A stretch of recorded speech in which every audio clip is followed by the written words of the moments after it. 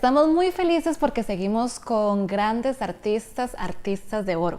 El día de hoy tenemos a Arabella Salaverry. Demasiadas gracias por estar aquí compartiendo conmigo, con las personas detrás y también con todas las personas que van a ver este video.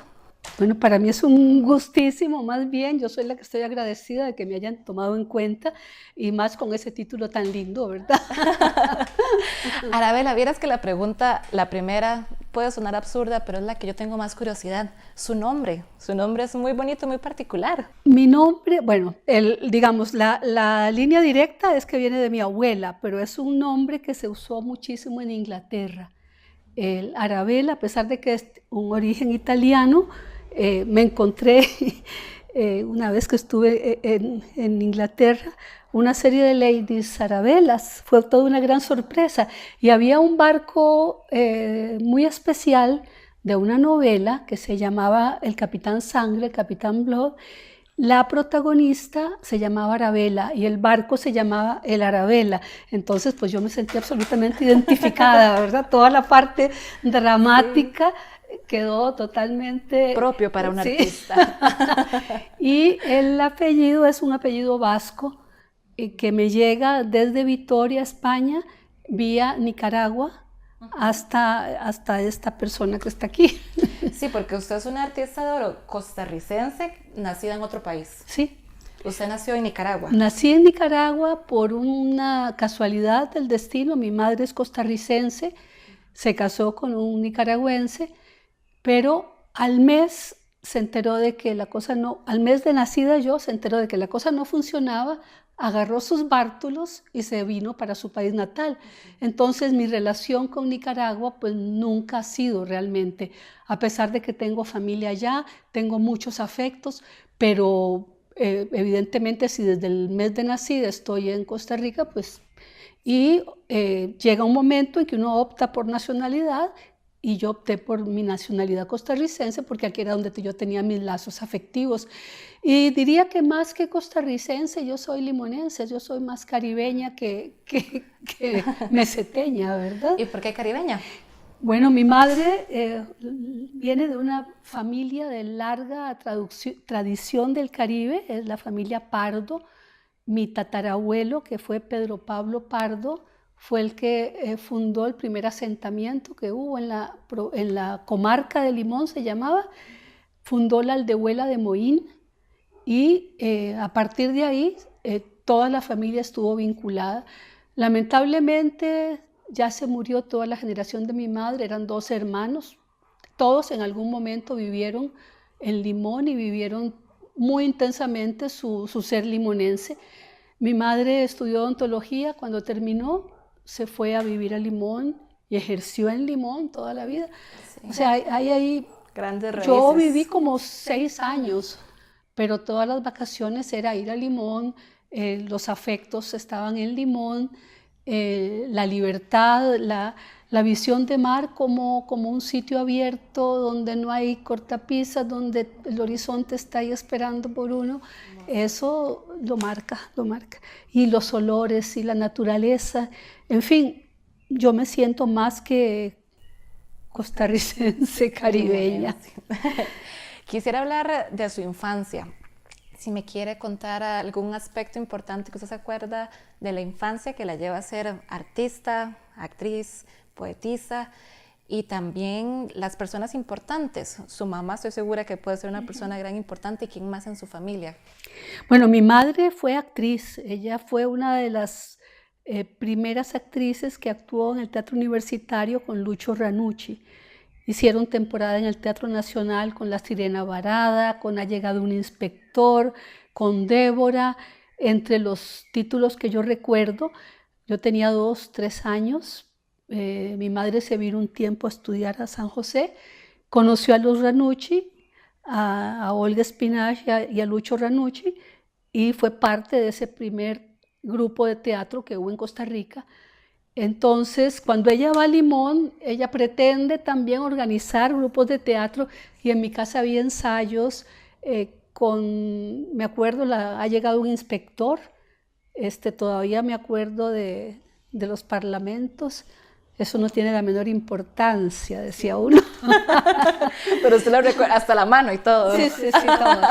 Y después mami empezó a hacer un montaje de La Zapatera Prodigiosa con estudiantes del colegio y yo me enamoré de la obra.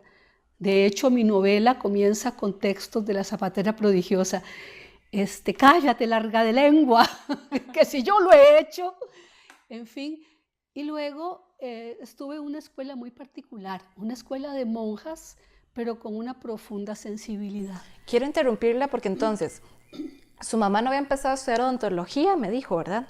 Sino que vino a San José y ahí tuvo la relación para poder trabajar en teatro. No, en realidad vino a Limón conmigo de un mes. Ajá. Se quedó 2 años en Limón conmigo, luego se vino a San José, cuando yo nací tenía 19 años. Se vino de 20, entró a la universidad a estudiar y ahí comenzó a hacer teatro, en el Teatro Universitario con Lucho Ranucci. ¿A estudiar teatro? No, odontología, pero existía el teatro sí, de don Lucho, que fue el precursor del teatro en Costa Rica. Y posteriormente aparece el Arlequín y aparecen el resto de los otros grupos, pero el germen del teatro en realidad lo propicia Lucho Ranucci, que era una persona muy talentosa, un pintor, muralista, hombre de teatro, que hizo una labor artística muy importante en Costa Rica. Y bueno, mi madre siempre con la pasión por el teatro que se le trunca porque decide irse a vivir a Limón. Y entonces ahí también hicieron un montaje, luego ese otro montaje que ella dirigía, de La Zapatera. Y cuando yo estoy un poquito más grande, cuando entro a la escuela, entro con las terciarias capuchinas, que las sigo amando, porque eran unas monjas muy particulares. Me tocó estar en otro colegio de monjas que no tenía nada que ver con ese, pero ese era una maravilla. Ese colegio nos incentivaba mucho a escribir. Todos los días había las famosas composiciones, hacíamos teatro, que eran una especie de autos sacramentales. Por ahí tengo algunas fotos de infancia. Generalmente yo era la mala porque yo era la morenita y la rubia de ojos azules era la buena, por supuesto, la angelical. Pero en Limón usted era la morena. Ah, sí, bueno, en esa escuela. O sea, había de todo, ¿verdad? Pero digamos, en el contexto de las fisonomías, pues yo era más... Posiblemente no iban a poner a alguien de raza negra a ser la mala, pero la pecadora era yo. Y la santa era la rubia de ojos azules como corresponde. Como debe de ser. Y luego hay un hecho que me marcó para siempre.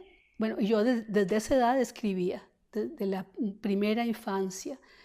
Y luego hay dos cosas que...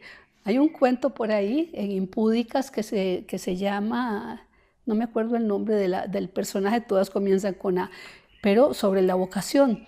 Y es la llegada de un circo y veo a una niñita bailando rumba, vestida de rumbera. Y yo dije, yo quiero ser rumbera. Y más adelante llegó el Castella a dar una presentación. Todavía me acuerdo, creo que fue en el Teatro Acón. Y yo sencillamente deliré y dije, yo quiero estar ahí. Las cosas no se dieron de inmediato. Terminé mi primaria en Limón, me mandaron a un colegio de monjas el primer año de la secundaria. El segundo pretendían que ese primer año estuve semi-interna, suficiente. El otro querían que me quedara interna, dije me suicido. Entonces me fui para Limón, que fue un año muy lindo. Pasé segundo año en el colegio de Limón y mitad de tercero, hasta que un amor tormentoso. Que suelen pasar. Que suelen pasar, sobre todo en la adolescencia, hizo que me exiliaran. Y a medio año yo venía en el tren para San José. Y el único colegio que me admitía en segundo año era el colegio Anastasio Alfaro, que era de señoritas, y donde estaba doña Victoria Garrón, de que era escritora, era la directora, tenía raíces y relaciones con Limón, así que me acogió con mucho cariño. Entonces pasé mitad de tercer año ahí, pero bueno, fue muy duro llegar sin uniforme, sintiéndose extraño, todas eran amigas y me volvían a ver así como el bichillo raro que apareció. Fue duro y estar fuera de casa, en fin. Y en cuarto año yo dije, yo quiero entrar al Castella. Y bueno. En cuarto año del colegio.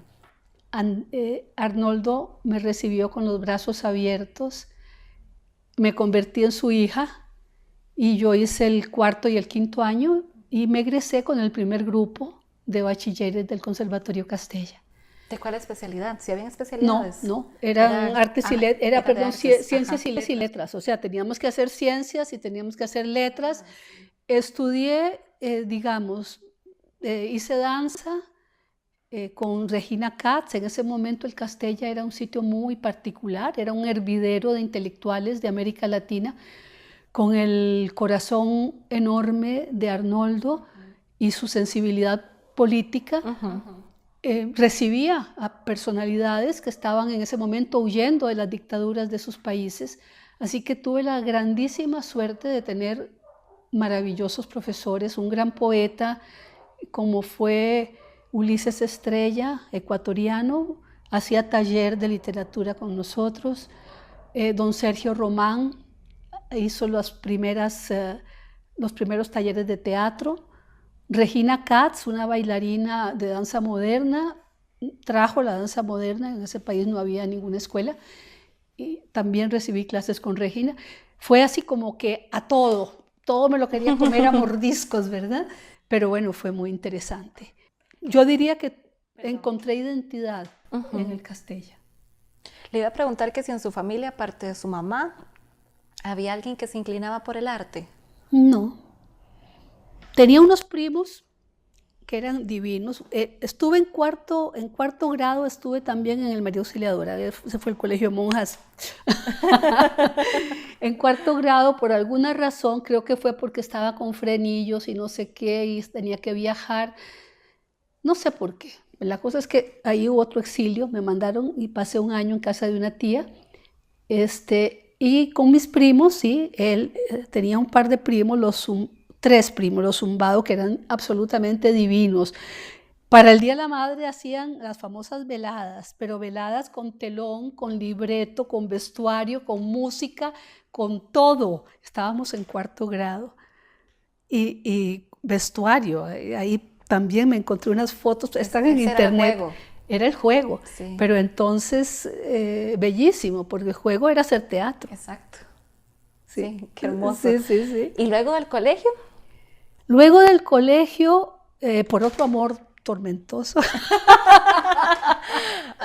Ya veo dónde nace tantas ganas de escribir y cosas así. Me exiliaron a México. Me mandaron una temporadita y me quedé 2 años, pero fueron 2 años muy fructíferos. Entré a la Academia de Sequizano, una gran personalidad del teatro que había sido alumno directo de Stanislavski, había sido asistente de Meyerhold, el gran director alemán, y aún no sé por qué, me intuyo que por razones políticas terminó en México.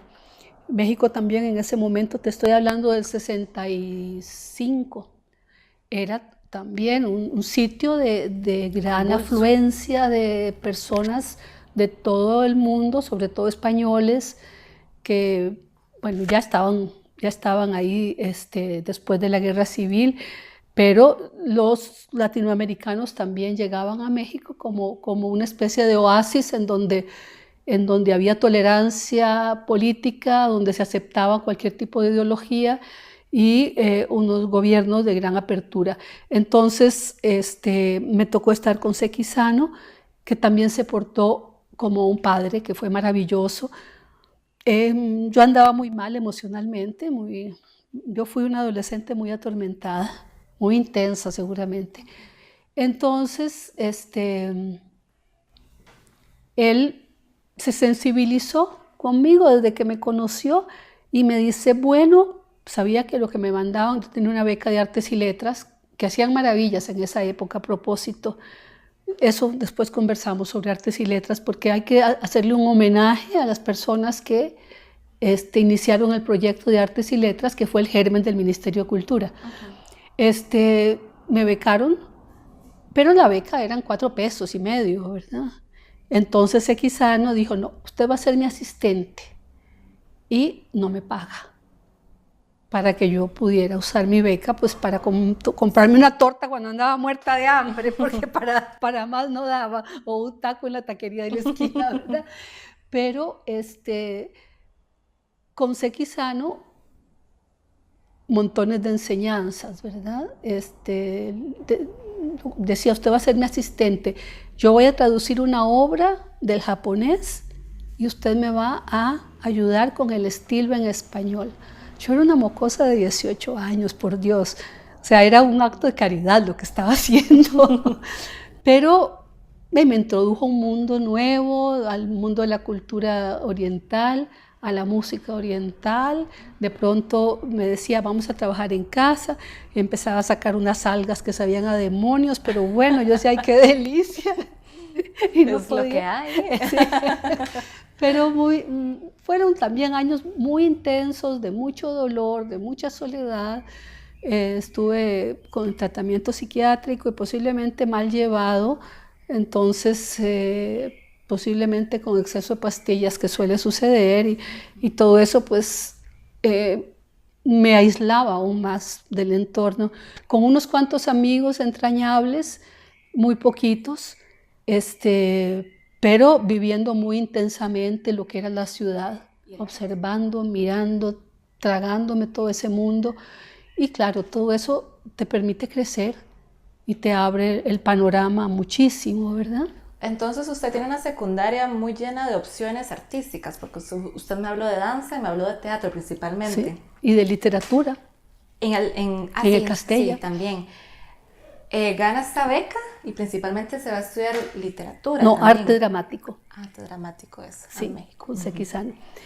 Y bueno, ahí está me dijo Stanislavski, la Stanislavskiana y toda la cosa, que si no estabas absolutamente motivada no te subías al escenario ni a putis, porque te bajaban con un palo, ¿verdad? No, eso está falso, vaya para abajo.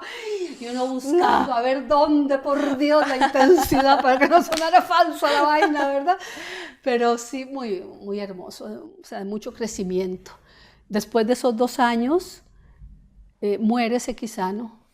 Y entonces me dice mi madre, no, venite, regresas a Bellas Artes y no sé qué, y mentira. O sea, me devolvieron y no me permitieron regresar. Entonces entré a la Universidad de Costa Rica y en ese momento la escuela de teatro no existía. O sea, estás hablando con la prehistoria, ni siquiera con la historia. Sí. Entré a filología, bueno, hice estudios generales y materias de filología.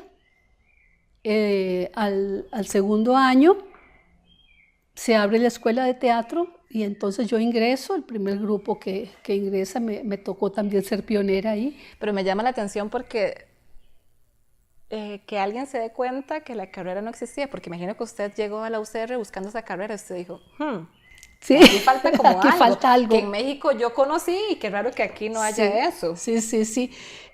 Pero en realidad fue gracias a 4 personas importantísimas que se abren la carrera: a Daniel Gallegos, a don Beto Cañas, a Gladys Catania y a Alfredo Catania. Gladys y Alfredo son las piezas medulares del proyecto desde su capacidad como actores, porque eran bárbaros. Acababan de llegar con el grupo de los 4, nos tenían a todos deslumbrados. Entonces les proponen Daniel, que Daniel siempre fue un hombre de un perfil bajo, pero que hizo un aporte importantísimo a este país. Él venía de Inglaterra, había estudiado teatro, era un intelectual, había estudiado en Estados Unidos también, un intelectual profundo, muy sensible, con un gran conocimiento, e insistía en que tenía que haber una escuela de artes dramáticas. Y entonces se amalgama todas estas personalidades y se logra crear la escuela.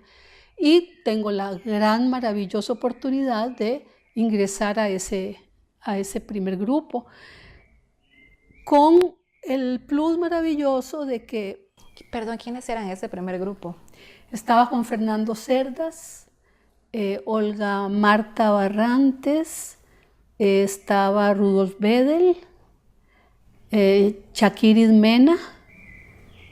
Después entraron Martita Matamoros, entró Billy y Sergio Reuben, que ahora son sociólogos y economistas y gente que anda por otras esferas. Martita todavía hace teatro eventualmente.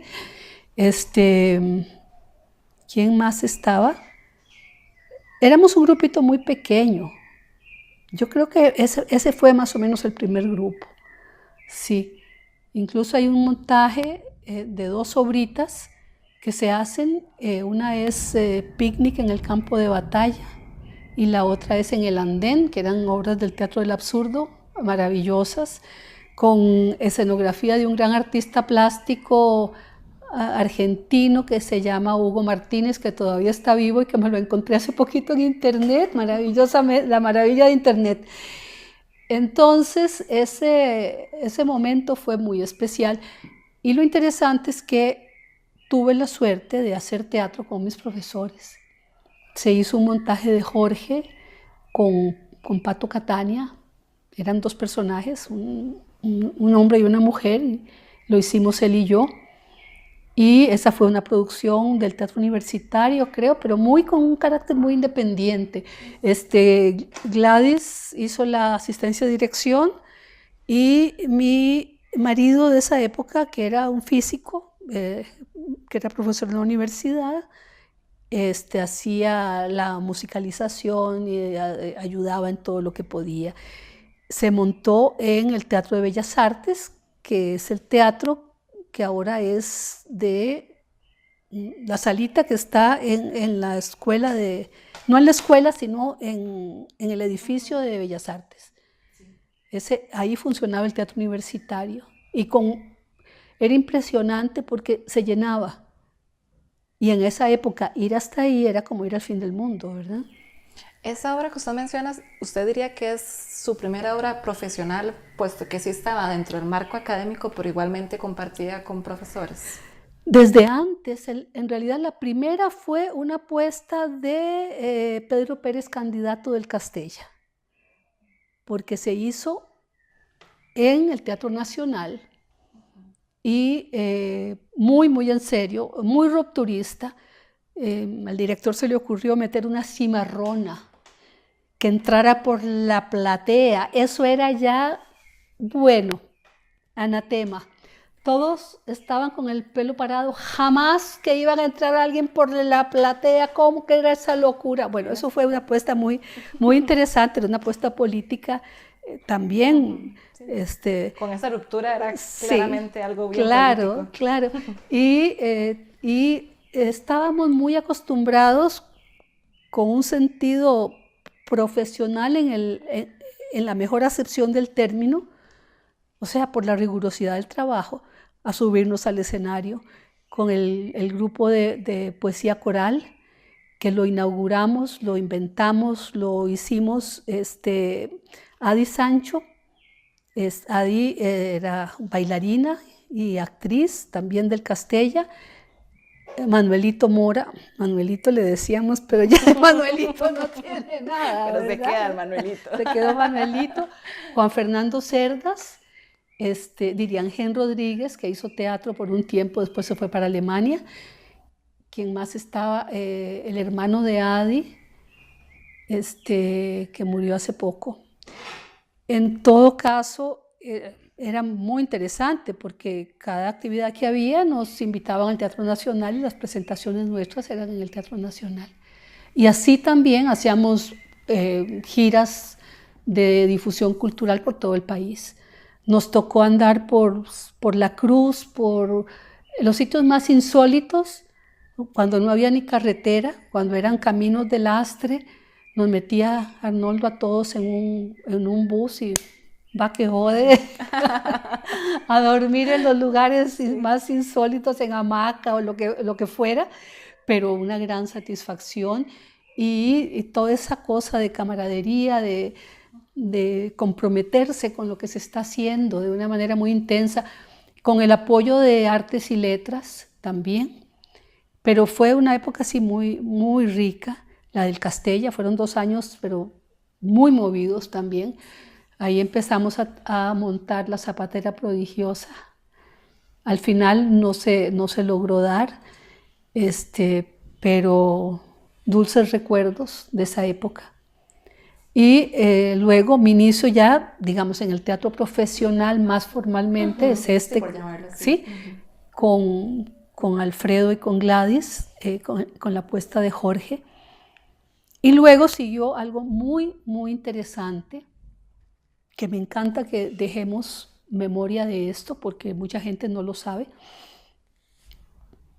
Nos contacta don Orlando Núñez, un periodista, a un grupo de actores, porque tiene un proyecto de hacer una temporada de teatro de repertorio en el Teatro Nacional, con una obra del repertorio mundial, una obra del teatro iberoamericano y una obra costarricense. Y se elige Romeo y Julieta, Yerma y El laberinto de Robinsky. Entonces estaba Shakespeare, estaba Lorca y estaba Robinsky. Se trabaja muy intensamente. Mi primer Romeo, por ahí está en aquella foto, fue Alfredo Catania. Bueno, mi primero. Mi Romeo. Sonó muy raro eso. Después te cuento de los otros Romeos. Fue Alfredo, el Romeo. El ama la hacía Gladys, que fue una ama absolutamente deliciosa. Lenín Garrido hacía el cura, Toño Iglesias hacía uno de los personajes, Carlos Catania hacía Mercucho. En realidad era un elenco de súper lujo. Y lo interesante de esto, bueno, se hizo temporada en el Teatro Nacional para estudiantes también, con el teatro repleto. Ahí ya había terminado la universidad. No, durante la universidad, sí. Lo interesante de esto es que veíamos llegar a los ensayos a don José Figueres, que asomaba un ojo, nada más y nada menos, y se iba. Y yo decía, aquí, y Orlando era muy cercano a don Pepe. Y yo dije, aquí hay una conexión.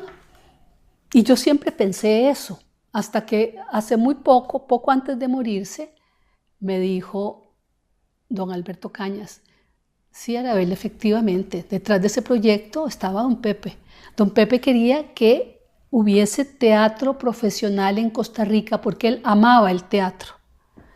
Y el modelo fue el que sirvió de base para la Compañía Nacional de Teatro, que lamentablemente ese modelo ya se perdió, pero dentro de los estatutos de la compañía se supone que debe poner una obra del teatro mundial, una obra iberoamericana y una obra, esa es parte de la obligación por estatutos, no se hace. Pero el director de este proyecto, de las 3 obras, fue don Esteban Paul. Don Esteban fue el que luego queda como primer director de la Compañía Nacional de Teatro. Entonces yo digo que este proyecto fue como el ensayo general. Sí. Y se dieron cuenta que sí funcionaba. Y fue un montajes, pero con tutti, ¿verdad? Con unos vestuarios, pero maravillosos, con una entrega absoluta. En realidad fue, para mí, una mocosa de 20 años, 21 tendría, una experiencia, pero maravillosa, ¿verdad? Era abrirme al mundo del teatro con toda su magia, con palabras mayores. Y con el apoyo del gobierno, que ya se siente bonito, imagino, porque claro, siempre luchar desde lo independiente o desde la academia es difícil. Sí, Entonces, sí. eso es, o sea, esa memoria que usted acaba de contar, que nos dijo que sí es realmente importante, sí es como muy satisfactoria Sí, saberla, sí, sí, importante. sí, sí, sí. Pues sí, y bueno, al final me casé y me fui del país sin haber terminado artes dramáticas. Me fui para Venezuela primero, ahí viví 2 años, no había escuela de artes dramáticas. Entonces entré a lengua y literatura inglesa y estuve 2 años ya con todos los latines que traía de filología, con todos los estudios generales, con tal, estaba a punto de graduarme y nos fuimos de Venezuela. Pero bueno, también experiencia y crecimiento. Sí, claro. Estar en la Universidad de los Andes, en Mérida, que Mérida es un pueblo, en esa época era un pueblito pequeño, eminentemente universitario, y en una época de gran efervescencia política. Entonces yo por primera vez veo armas, veo represión. Yo me había ido de un San José donde los policías andaban con desatornillador para bajar las placas de los carros, eso eran todas las armas que tenían, y me encuentro gases lacrimógenos, barricadas de estudiantes. O sea, es muy emocionante, muy duro, pero muy emocionante. Y los retenes en las carreteras y que te revisen y qué tal. La izquierda estaba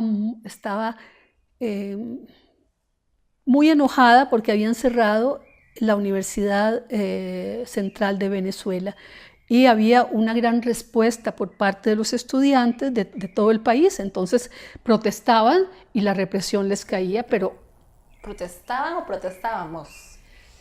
nosotros no tanto, no, bueno, me tocó Alcoa, me tocó antes Alcoa, pero igual Alcoa, pese a que fue una protesta que por primera vez sentimos la violencia y la agresión y todo esto, todavía se dio en un San José muy tranquilo en su vida cotidiana.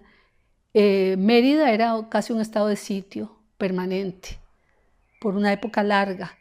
Entonces era de que yo bajaba del edificio de apartamento y me encontraba con un tipo con una ametralladora, con un soldado. Y yo veía aquella cosa y decía, por Dios, ¿qué es esto? Sí, todavía ahora es impactante cuando uno va a otro país y ve militares así y Sí. uno no sabe realmente qué hacer. Si le caigo mal y dispara, esa era mi Sí. preocupación. Si lo vi feo y me llevó presa. Yo siempre he pensado, si se me cae una factura o un papel, Sí, ¿qué sí. van a hacer? Sí, más o menos, esa era la sensación. Bueno, pues de ahí me voy un tiempo a Europa, después me voy. Ahí en Europa era pasear, conocer museos, etc. Y luego me voy a vivir a Guatemala. En Guatemala sí entro a la universidad, entro a la Universidad de San Carlos y termino un profesorado en lengua y literatura hispanoamericana, porque tampoco había teatro. Yo andaba por todo lado, donde el teatro, y nada, ¿verdad? Pero sí también años muy difíciles. La mano blanca estaba desatada, había represión permanente, muy duro, muy duro. Yo me desesperaba en la universidad porque sentía que la gente era muy pasiva, pero hasta que un día me agarró del pelo una profesora que yo quería muchísimo y me dice, Arabela, cállese, usted está aquí con un estatus especial. O sea, si nosotros hablamos, nos matan. Cállese. Y no me alborote a los estudiantes. Hasta que yo dije, bueno. Pero sí fue una época muy dura. Después de eso me fui para República Dominicana. ¡Qué envidia! Miras que ni tanta. Llega un momento en que uno dice quiero nido, quiero estabilidad. Pero para uno querer nido necesita volar primero. Sí. No, evidentemente. En el momento más inesperado, cuando mi relación ya estaba no muy buena, quedo embarazada de mi hija mayor, que es un gran orgullo esa hija mía. Los tres en realidad, pero Andreas, o sea, nos tocó estar solas como 3 o 4 años. Como su mamá y usted. Sí, muy apretaditas, muy cerca. Hay algo raro, esas historias que se repiten de familia, ¿verdad? Sí. La cosa es que pasamos un año en República Dominicana, un año de cuidar bebé todo el año, hasta que decido regresar a Costa Rica. Y efectivamente regreso, me quedo un tiempo en Limón con mi madre, hasta que un día digo, no, ¿cómo? Tengo que salir a la vida, tengo que salir al mundo. Y me vengo para San José. El primer año durísimo porque cada uno de mis amigos estaba en su proyecto. Y por supuesto que no tenían tiempo para mí, ¿verdad? Y yo tampoco tenía suficiente tiempo para dedicar, o sea, para descuidar a la beba que estaba sola conmigo.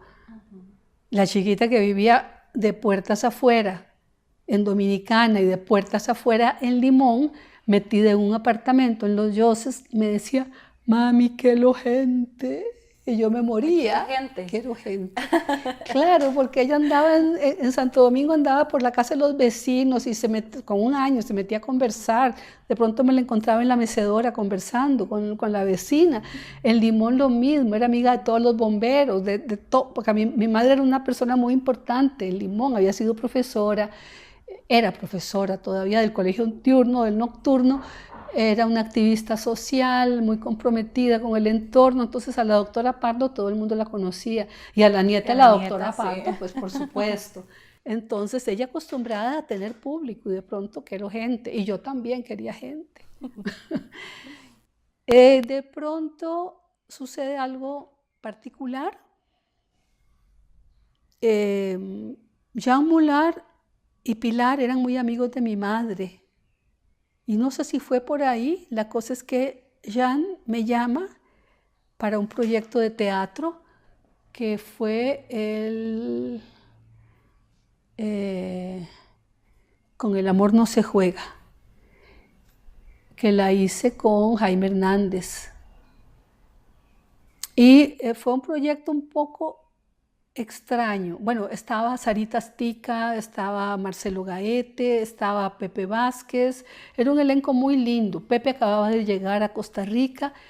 Nos hicimos muy amigos porque estábamos los dos como muy solos, y entonces él tenía una bebita que no había llegado todavía, María Clara, que era como de la edad de Andrea. Entonces él veía a Andrea y se conmovía, y después del ensayo llegaba a tomar café conmigo, estudiábamos juntos, éramos muy amigos con Pepe. Y yo feliz, otra vez en mi ambiente, haciendo teatro, tal. Se enferma Jean, y Yacine, el papá de Star, que era director de teatro, toma la dirección de la obra. Y bueno, sí, hicimos una temporada muy linda, y a partir de ahí me relaciono con el teatro universitario, que tenía, en ese momento estaba Juan Catevas como director, con la idea de hacer un teatro profesional y paralelamente un teatro experimental. Un teatro experimental con los estudiantes y un teatro con una oferta más profesional con actores profesionales. Entonces ahí creo que hice como 3 o 4 obras. Topografía de un desnudo, que dirigió Alonso Venegas, el Dandín, que dirigió, o fue al revés, bueno, no me acuerdo si fue el Dandín el que hicimos o Con el amor no se juega. En este momento, después te cuento, que dirigió Bélgica Castro. Después hicimos una obra de Juan Fernando, una obra experimental muy loca con Gustavo, que Gustavo hacía un rockero muy terrible. Después, ¿qué más hicimos? La topografía de un desnudo. Bueno, como 3 o 4 obras seguidas. Fue una época así como muy rica, muy intensa. Me llamaron de la compañía a hacer algún personaje. Hicimos Rinconete y Cortadillo. Después hicimos El Círculo de Tiza. Después hicimos Murámonos Federico, con un montaje precioso. Primero lo hizo Óscar Castillo, y luego se retira Óscar y toma el personaje Pepe. Fuimos a México en gira con ese montaje. Y el chiste es que yo entré a sustituir a Aurelia Trejos, porque había quedado embarazada. Y empiezo a usar el mismo vestuario.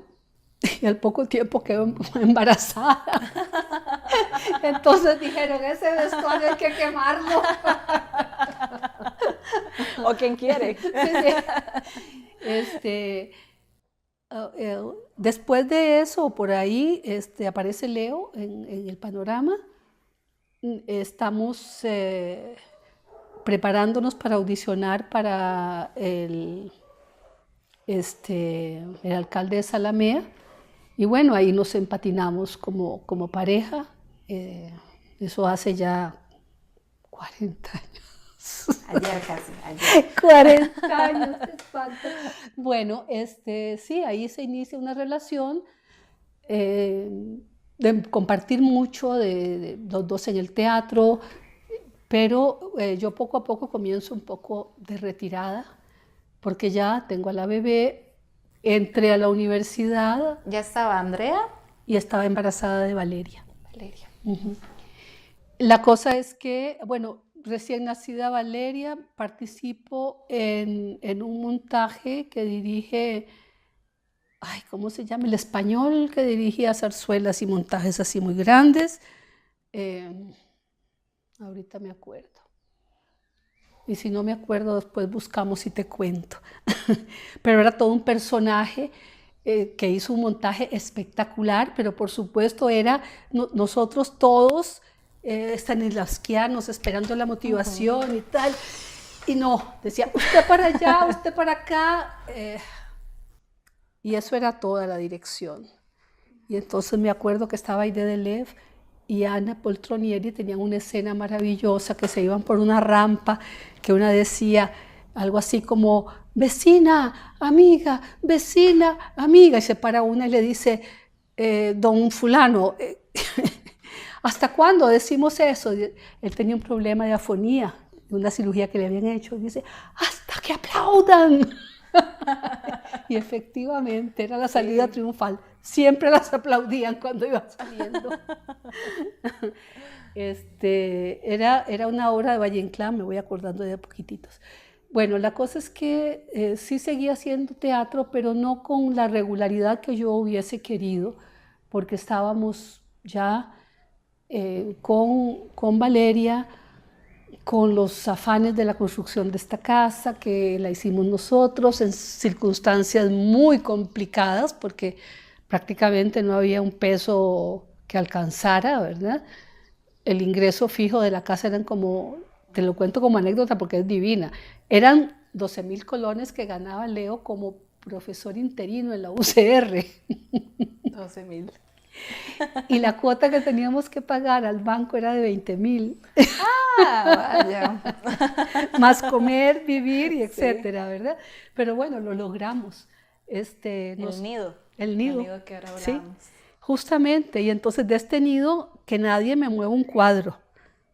Porque además en esa época de primera infancia y de estar en otros países, era cambiar de casa permanentemente, ¿verdad? Que con una tía, que con la otra, en la secundaria, que vaya donde la tía Neida, que vaya donde la tía Gladys, y siempre con la maleta y siempre el prurito de no molestar, que es muy terrible, sí. De sentirse uno que no está en su casa, de que uno es, mami posiblemente ayudaba con mis gastos y eso, pero de todas maneras siempre te sentías, y cuando hay primos de por medio, te lo hacen sentir muy duro. Sí, sí, claro. Había los momentos de paz y de cariño, pero había otros muy, muy complicados. ¿Y cuándo empieza a escribir más? Desde siempre. A los 16 años publico poesía ya. Uh-huh. Hay un librito que publiqué en el Castella, que estoy tratando de ver si lo recupero, porque se publicó como un folletito, digamos. siempre esa necesidad, entro al círculo de poetas cuando tenía 17 años, antes de irme. Participo muy activamente, publico en revistas, me publican en Ecuador mucho a través de Ulises Estrella, que pensaba que valía la pena que yo publicara. Me contacta con gente de México también, con los editores de La Serpiente Emplumada, que era una revista de poesía muy reconocida.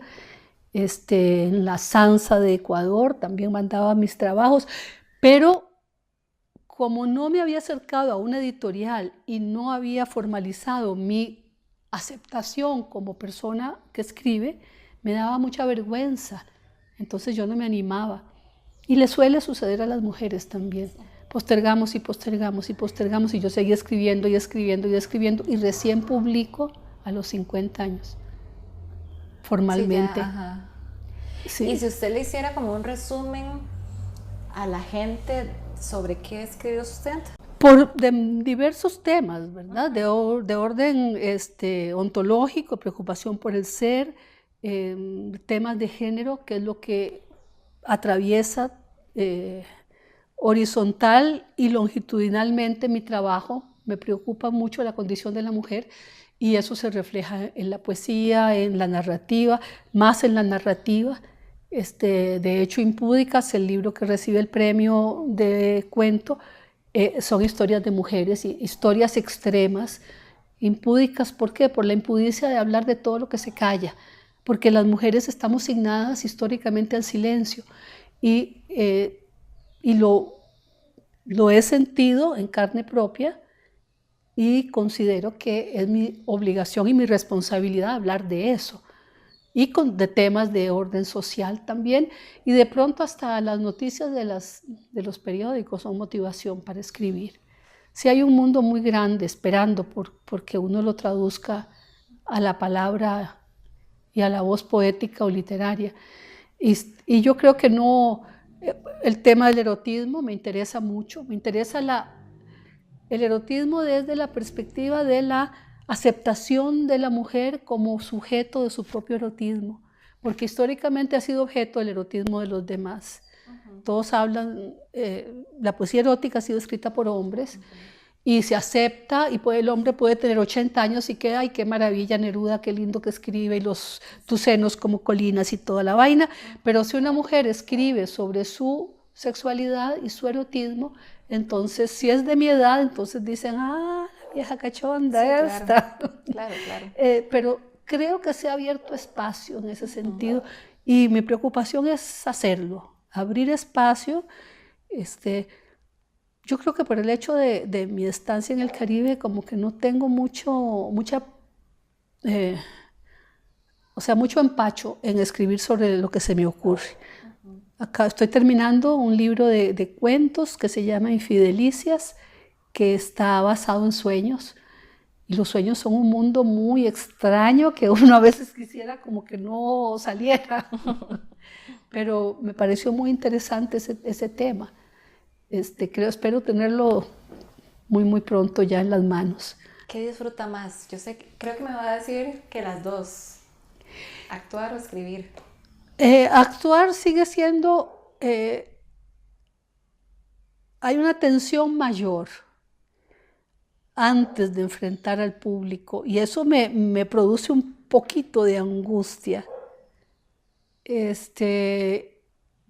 Yo diría que también la hoja en blanco produce un poquito de angustia, pero menos, porque no tenés la premura de tener que enfrentar a otros, ¿verdad?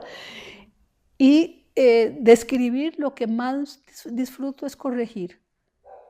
El momento de la creación es un poquito más de mayor tensión, pero cuando ya empiezo con ese deleite de que esta palabra tal vez no, que esta otra, eso sí, además me encierro en un mundo que es solo, absoluta y total y completamente mío.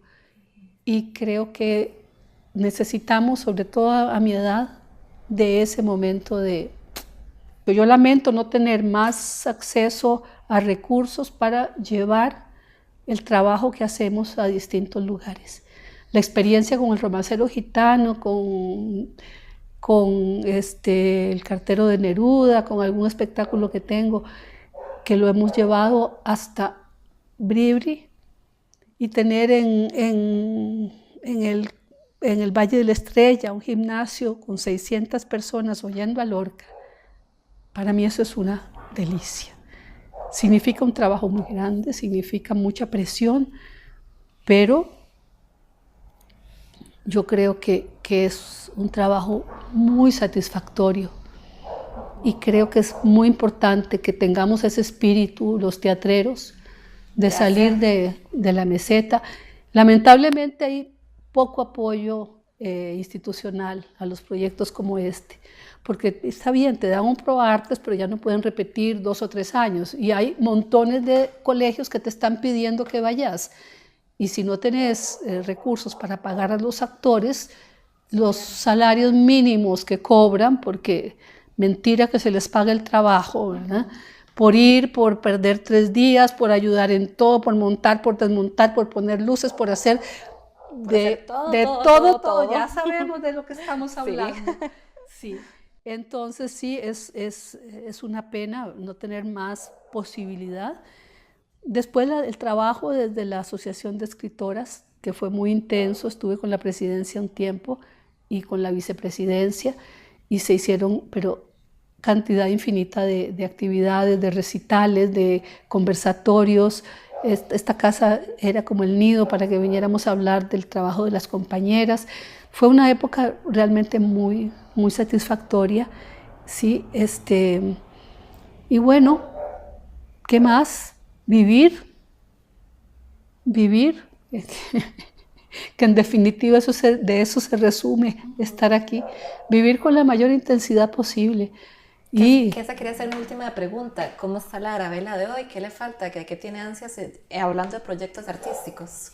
Estoy con mis libros, estoy con ese, estoy terminando una novela, estoy por publicar una antología de poesía, estoy con otro poemario esperando, 2, este que te digo, de los primeros poemas, y otro que está listo, que es sobre las ciudades, pero que necesito una revisión crítica profunda. Y es que te enganchas con uno y mientras no esté terminado no puedes pasar al otro. En este momento estoy con un proyecto muy interesante y muy gratificante, por supuesto ad honorem, como suele suceder. ¿En serio? ¡Qué raro! Estoy haciendo una antología de 40 poetas costarricenses con una profesora norteamericana que las va a traducir al inglés, y se supone que estarán en los colegios de secundaria y en las universidades de Estados Unidos. Ese proyecto me tiene muy contenta y quiero ver si eventualmente lo puedo replicar aquí. Y luego con Infidelicia estoy ya en la revisión final. Y la novela, que estaba lista, pero me ha pasado algo, mejor no te cuento, porque que no sé si la dejo como está o hago 2. Y es una decisión complicada. Tiene que ver con todo el tema de como telón de fondo, el tema de la construcción del ferrocarril, de las inmigraciones que llegaron al Caribe, es toda en el Caribe. Entonces, documentándome mucho con esas cosas, pero todo eso me da mucha satisfacción. Yo realmente espero que me alcance la vida para todo lo que está esperando. Y creo que sí. Yo creo que mientras esté uno con esos intereses, la vida te da el espacio. Sí, yo también lo creo. Sí. ¿Alguno de sus hijos salió con alguna espinita de escribir, de actuar? Bueno, Leo chico es músico.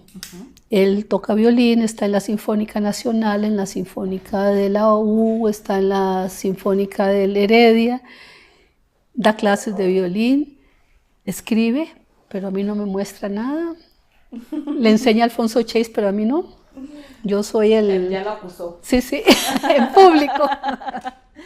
Bueno, y hablando de Alfonso Chase, eso es algo que no puedo no decir. Si no hubiera sido por Alfonso Chase, yo no publico. Alfonso es amigo mío desde la adolescencia, compartimos el grupo con Jorge de Bravo, con Julieta, con nuestro querido Laureano Albán, pero yo me desvinculé por todo lo que hemos conversado. Y cuando regresé me metí con el tema del teatro, me metí con el tema de la familia y no me contacté por casi 20 años con mis amigos de la literatura.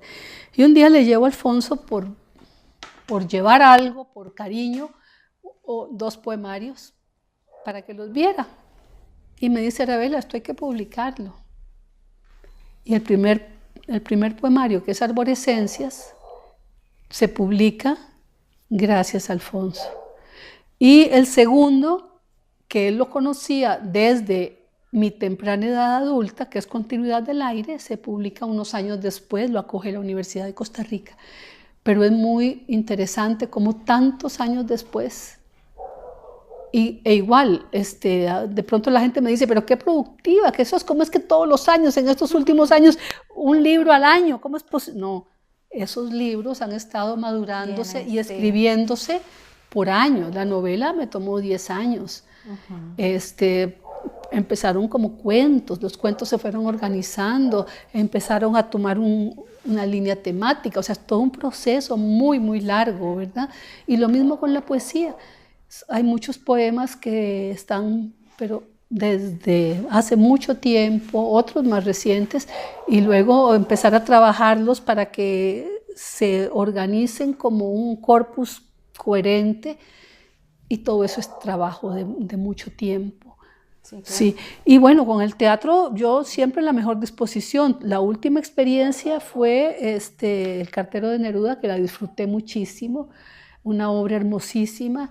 El trabajo de dirección de Leonardo impecable, el trabajo de Arturo Campos como actor precioso también, y la Katia Amor estaba absolutamente divina, y el personaje de esa vieja insolente me encantó hacerla, porque yo cada vez me pongo más vieja y más insolente, ¿verdad? Ya las capuchinas tenían razón de ponerlo usted como la mala. La mala, sí, totalmente, totalmente. En algún momento tenía que destaparme. Sí. Arabella, yo creo que ya tenemos un montón de material. Si yo pudiera, duraríamos aquí hablando por horas y horas. De verdad, muchísimas gracias. Pero perfecto.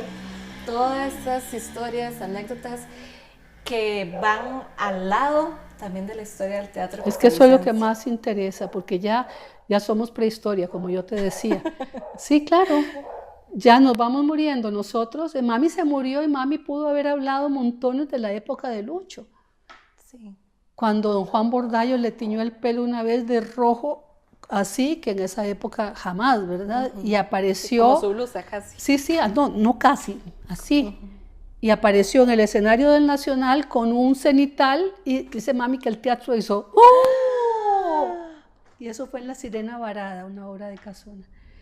Pero todas esas anécdotas yo medio las oí en la infancia. Imagínate lo que podría haber contado mi madre. Y creo que en el Nacional hay recortes todavía de las obras que se presentaron, que a mí me gustaría algún día hacer una investigación en ese sentido. Sí, deberíamos. Sí. Pero qué dicha que estás con este interés, porque realmente ahorita nos vamos palmando. No digas eso. Sí. Muchísimas gracias, Arabella. Nos vemos la próxima.